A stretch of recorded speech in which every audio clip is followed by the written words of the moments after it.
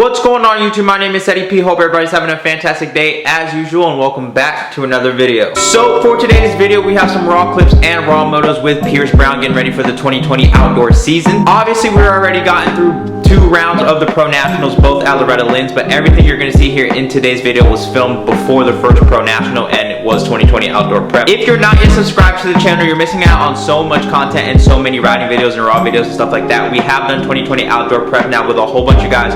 We've done Blake Baggett, Marvin Muscan, Cooper Webb, Zach Osborne, we did RJ Hampshire, and Styles Robertson. We did Derek Drake. So if you missed out on any of those videos, I'll leave the links for them down in the description below, and you can check out any of those videos right after you check out this one. But just make sure you subscribe to the videos and subscribe to the channel to not miss out on any more content or any other videos. And if you enjoyed today's video, make sure you guys smash the like button, leave a comment for me down below. We're gonna hop straight into today's video, and I hope you guys enjoy it.